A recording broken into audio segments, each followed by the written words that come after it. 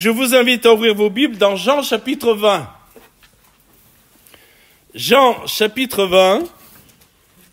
Et nous allons nous arrêter quelque temps sur un thème particulier qui est comment faire face au doute. Comment faire face au doute. Et on va prendre le chemin et on va suivre Thomas. Vous savez, je vais en parler dans quelques instants. Thomas, l'apôtre Thomas, est connu pour être quelqu'un qui a douté. C'est malheureusement ce qu'on retient de Thomas, mais un autre passage de l'Écriture nous dit qu'à un moment donné, lorsque Jésus allait jusqu'à Jérusalem, Thomas a été courageux, il a dit « allons avec lui ». Donc il faut équilibrer ce qu'on peut dire sur Thomas, mais c'est vrai qu'à un moment donné, sa foi a été comme éclipsée, il y a eu un moment de doute.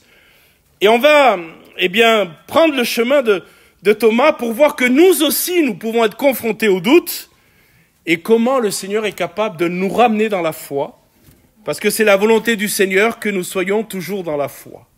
Dans Jean chapitre 20, nous lisons à partir du verset 19, « Le soir de ce jour qui était le premier de la semaine, donc un dimanche, premier jour de la semaine, c'est un dimanche, les portes du lieu où se trouvaient les disciples étant fermées à cause de la crainte qu'ils avaient des Juifs, Jésus vint se présentant au milieu d'eux et leur dit « La paix soit avec vous ».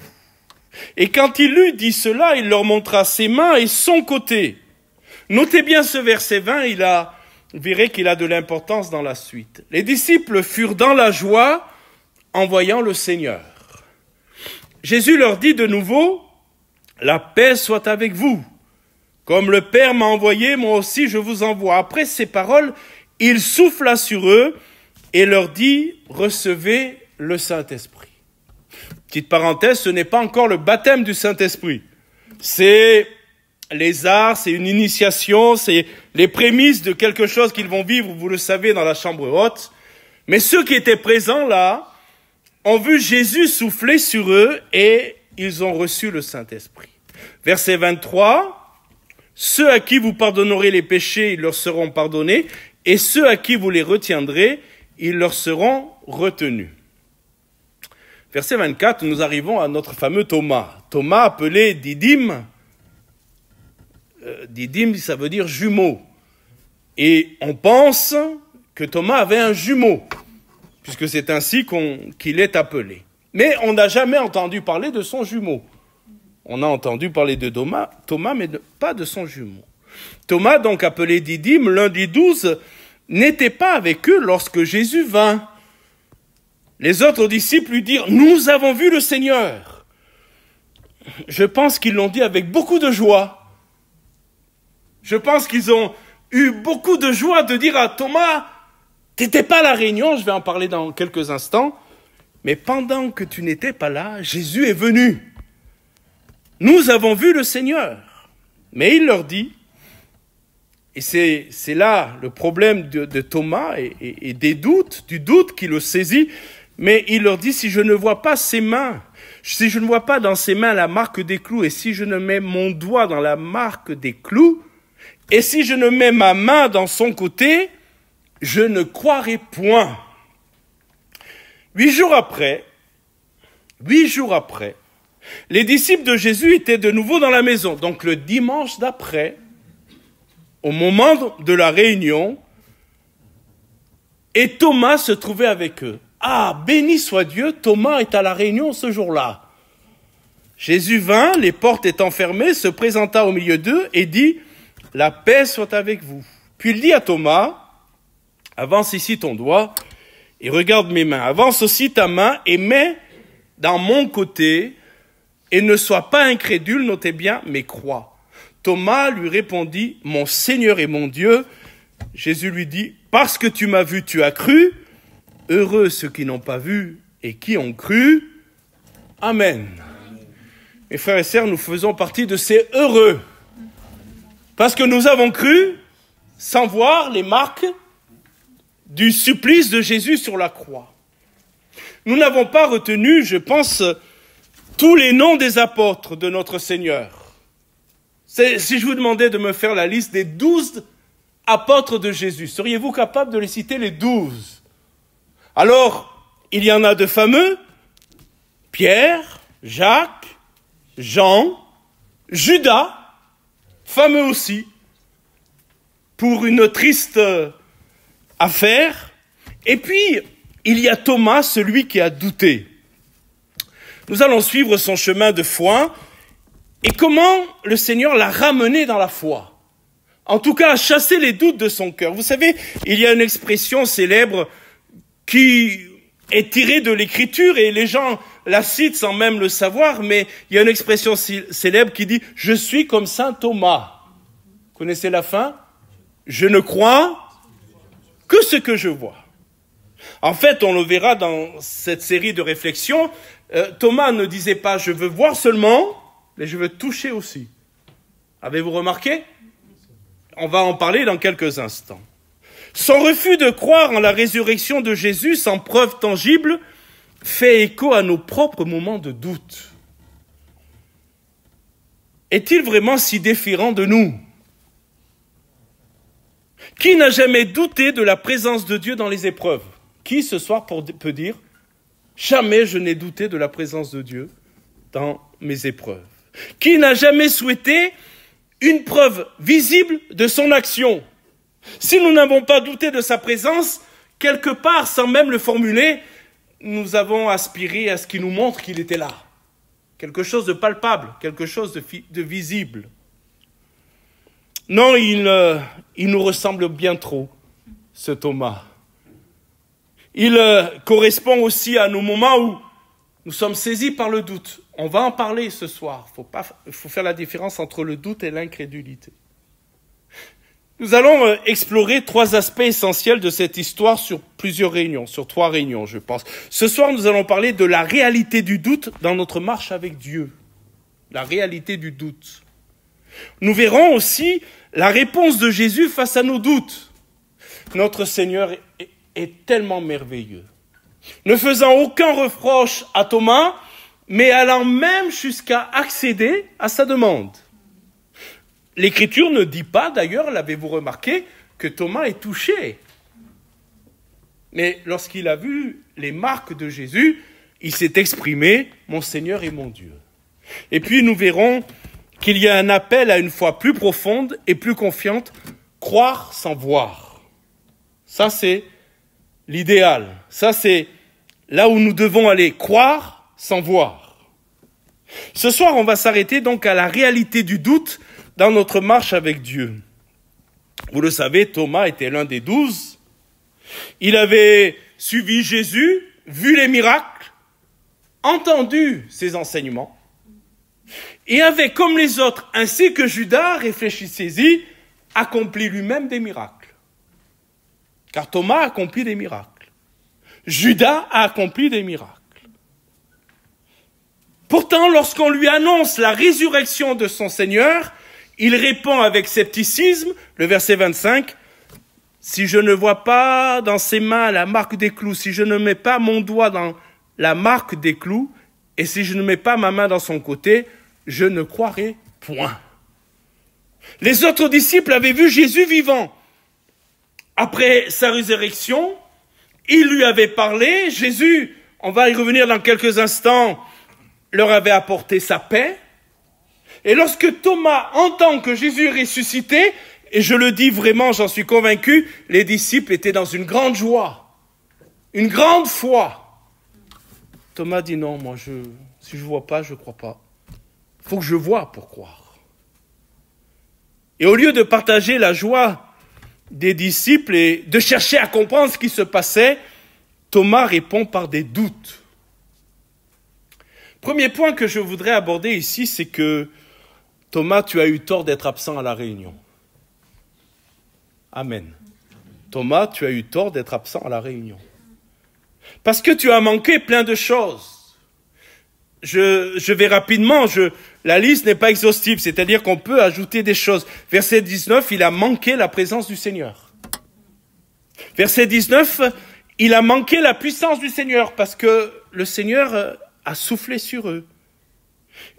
Verset 19 encore, et répété après, il a manqué la paix du Seigneur. Il a raté ça. Et puis, il a manqué aussi, et remarquez-le au verset 20, Jésus qui est venu, avez-vous remarqué quand Jésus se manifeste, il prend le temps de montrer ses mains et son côté. Verset 20, vous le voyez? Et quand il lui dit cela, Jésus vient, vous savez qu'il passe au travers des portes parce qu'ils étaient barricadés, il a un corps glorifié, c'est un corps que nous aurons, nous aussi, un corps glorifié, ça lui permet de faire le passe-muraille, je ne sais pas si vous connaissez ce film, le passe-muraille. Quelqu'un qui passait au travers des portes, comme ça, des murs. Et Jésus arrive comme cela, et remarquez-le, c'est extraordinaire, il prend le temps de leur montrer ses mains et son côté. Comprenez que ce que Thomas va réclamer, Jésus l'avait montré. Les disciples furent dans la joie en voyant le Seigneur, nous dit l'Écriture. Thomas a raté beaucoup de choses lorsqu'il a manqué cette réunion. Quelle que soit l'excuse qu'il a donnée pour ne pas être là, il a manqué certaines choses, écoutez-moi, qui ne pourra jamais être reproduites. D'autres lui ont dit, mais Thomas a appris, écoutez bien, à ses dépens qu'il y a des choses qu'il faut voir par soi-même. Que les autres nous disent, c'est une chose. On a une bonne réunion, le Saint-Esprit nous a visités, oui, on peut nous le dire, mais il y a des choses que nous devons vivre par nous-mêmes. Thomas illustre bien pourquoi il est si important d'être fidèle à l'Église. C'est important d'être fidèle à l'Église. On ne sait jamais ce qu'on va rater quand on ne vient pas à l'Église. On ne sait jamais ce qu'on va rater. Les gens ont toutes sortes de raisons et d'excuses pour que les services auxquels ils manquent. Nous vivons, c'est vrai, à une époque où les gens sont hyper occupés. Hyper occupés. Et au risque de vous choquer, je crois que le monde, s'associant au diable, fait tout pour trop occuper les chrétiens. Trop occuper les chrétiens. On vit dans un monde avec une vie trépidante, les enfants sont occupés avec le sport et d'autres activités, et disons-le honnêtement devant le Seigneur, parfois Dieu n'arrive pas à occuper la première place dans nos priorités. Eh bien Seigneur, nous sommes heureux d'être dans ta maison ce soir, parce qu'on ne veut rien rater. Alléluia. On veut entendre ta voix, et on ne veut rien rater. Thomas, parce qu'il n'était pas là, parce qu'il n'a pas vu, parce qu'il n'a pas été au contact de la présence de Jésus, Thomas a besoin de preuves concrètes, des choses à voir, et remarquez-le, même à toucher. Parce qu'il dit, il faut que je touche. Voir ne suffira pas. Remarquez qu'il ne se contente pas de douter. Écoutez bien, il impose des conditions très spécifiques à sa foi. Il impose des conditions très spécifiques à sa foi. Il veut des preuves matérielles, des marques tangibles de la crucifixion, les traces des clous dans les mains et la blessure dans le côté. Il veut des preuves. Alors je le disais tout à l'heure, Thomas nous ressemble trop. Et vous savez que le doute n'est pas unique à Thomas. Dans toute la Bible, des hommes et des femmes de foi ont traversé des périodes de doute. Abraham, qui a douté de la promesse de Dieu. Lorsque Dieu lui a dit qu'il lui donnerait un fils, vous savez qu'Abraham a douté, et vous savez qu'il a donné un coup de main à Dieu. Première mère porteuse. Et vous savez que les conséquences que nous connaissons aujourd'hui, qui fait l'actualité, sont les conséquences de ce manque de foi, de ce doute. Vous vous souvenez de Moïse aussi, quand Dieu l'appelle, et Dieu lui dit, tu vas être le libérateur de mon peuple. Exode 4:10, si vous prenez des doutes, vous savez que Moïse va dire, c'est pas moi, hein. Il doute. Élie, qui a sombré dans le découragement, après avoir vu ça, cet Élie, il m'étonne parce que vous savez qu'il a vu sur le mont Carmel, 1 Roi 19, 3 à 4, vous savez qu'il a vu la gloire de Dieu. Face au prophète d'Astarté de Baal, il a lancé le défi que le Dieu qui répondra par le feu, c'est le Dieu qui sera vivant. Et puis quelque temps après, Élie est complètement découragé et il fuit devant Jézabel. Je dis pas cela pour que nous restions dans le doute, on va en reparler. Je dis simplement cela pour vous dire que le doute peut nous assaillir à nous aussi. Et c'est pas parce qu'on est de mauvais chrétiens. C'est pas parce qu'on est de mauvais disciples de Jésus. Si ces hommes de foi et ces hommes et ces femmes de Dieu ont eu leur temps de doute, nous pouvons nous aussi connaître des temps de doute. Le doute ne signifie pas l'absence de foi. Mais c'est une foi en tension, en recherche. Je le disais tout à l'heure, un moment d'éclipse de la foi. Vous savez ce que c'est une éclipse? Éclipse du soleil. Qu'à un moment donné, je ne sais pas quel astre qui passe devant le soleil. Aidez-moi. Ça peut être la lune, ça peut être du soleil. Ou l'inverse, voilà. Mais quand le soleil... Vous savez, il y a des moments en pleine journée, il y a une éclipse. Et on est dans la nuit noire. Mais c'est une éclipse, suivez-moi bien, ça ne va pas durer. Et le doute, c'est ça, c'est un moment dans nos combats, dans nos luttes, parce que nous avons nos combats et nos luttes, ça peut être la maladie, ça peut être un problème au travail, conflit, difficulté, ça peut être un problème avec les enfants, qui ne se convertissent pas, qui ont abandonné la foi. Donc on peut connaître des moments où notre foi vit comme une éclipse, quoi. Mais il y a une différence entre le doute et l'incrédulité. Et c'est très intéressant. On verra en conclusion comment Jésus parle à Thomas à la fin. Le doute est souvent présenté comme une lutte intérieure, une hésitation dans la foi. Mais le doute peut être surmonté. Il ne signifie pas le doute un rejet de Dieu, mais plutôt une faiblesse momentanée, qui peut être renversée par la confiance en Dieu. Le doute peut donc être une étape sur le chemin de la foi, et il est rare que personne ne vive dans sa marche avec Dieu, à un moment donné, dans sa marche avec Dieu, des temps de doute. Si vous n'avez jamais douté, ça viendra. Ça viendra. Mais Dieu répond à nos doutes, on le verra prochainement, avec patience et encouragement. Il ne fait pas la leçon à Thomas. Mais on le verra, c'est extraordinaire comment Jésus s'y prend, non pas pour condamner Thomas, mais pour le restaurer dans la foi. L'incrédulité, quant à elle, est plus grave. L'incrédulité est souvent associée à un rejet, écoutez-moi bien, volontaire de Dieu et de sa parole. Ce n'est pas une défaillance, c'est un rejet. Est-ce que vous comprenez que ce n'est pas la même chose? Contrairement au doute, qui cherche la vérité, le doute, même dans le doute, on cherche la vérité. L'incrédulité, lui, refuse d'y croire, même face aux évidences. Bon, il y a des incrédules fidèles dans le Nouveau Testament, les pharisiens. Vous le lirez dans Marc chapitre 3, versets 22 à 30. Devant les évidences des miracles de Jésus, ils refusent de croire et, vous savez ce qu'ils font? Ils attribuent l'œuvre de Jésus à Satan. Ça, c'est pas un doute, c'est de l'incrédulité. Devant l'évidence, je refuse de croire. Vous me suivez? Je rejette la vérité. Les Israélites dans le désert, vous le savez, à cause de leur incrédulité persistante, moururent dans le désert. Ce n'est pas un doute, c'est de l'incrédulité. L'incrédulité est souvent dénoncée comme un péché grave, parce qu'en fait, elle ferme le cœur de Dieu et empêche l'action de Dieu. Donc vous voyez dans la Bible, le doute est une faiblesse qui peut être corrigée par la foi. Écoutez bien, tandis que l'incrédulité est un rejet volontaire qui éloigne de Dieu. Dieu répond au doute avec patience, mais il condamne l'incrédulité lorsqu'elle devient un refus obstiné de croire.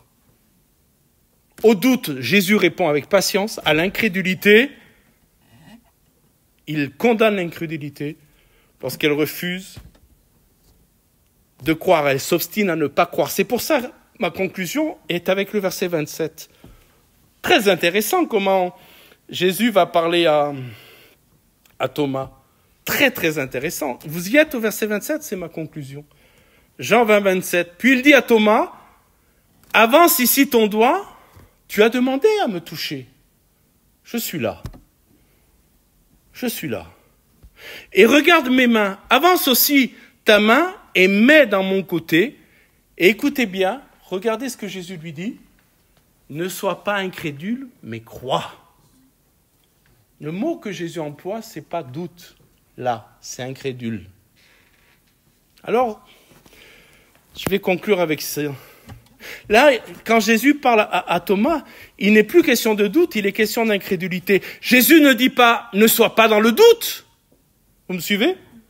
Et Jésus lui dit « ne sois pas incrédule, mais crois ». Face aux preuves de sa résurrection, Thomas doit croire au risque de devenir incrédule. Écoutez bien. Face aux preuves de la résurrection de Jésus, Thomas doit croire au risque de devenir incrédule. Jésus se tient devant Thomas, ressuscité, avec les marques de la crucifixion encore visibles. Il lui offre la preuve ultime de sa victoire sur la mort. À cet instant, Thomas n'a plus seulement à analyser ou réfléchir. Écoutez bien, il doit choisir entre la foi et l'incrédulité. Écoutez-moi, il y a des moments où nous devons choisir entre la foi et l'incrédulité. Douter, ça arrive à tout le monde, même aux hommes de Dieu dont on a parlé tout à l'heure. Mais quand le Seigneur se manifeste, il faut se ressaisir. Amen. Et ne pas rester dans le doute. Et croire devant l'évidence de l'amour et de la grâce de Jésus. Nous avons une responsabilité, croire. Alléluia, croire. Après avoir vu Dieu agir, après avoir goûté à sa fidélité, nous ne devons pas retomber dans l'incrédulité. Ce soir, ne soyons pas incrédules, mais croyons. Peut-être avons-nous eu des temps de doute, mais le Seigneur va dire à Thomas, maintenant ressaisis-toi. J'ai usé de miséricorde, de patience, je me présente à toi. Et il ne lui dit pas, arrête de douter, il lui dit, ne sois pas incrédule. Va pas plus loin. Arrête-toi là et crois. Et vous avez vu la réponse de Thomas. Rien ne nous dit, le texte ne nous dit pas, moi je suis convaincu que Thomas n'a pas touché Jésus. Il a dit, mon Seigneur et mon Dieu.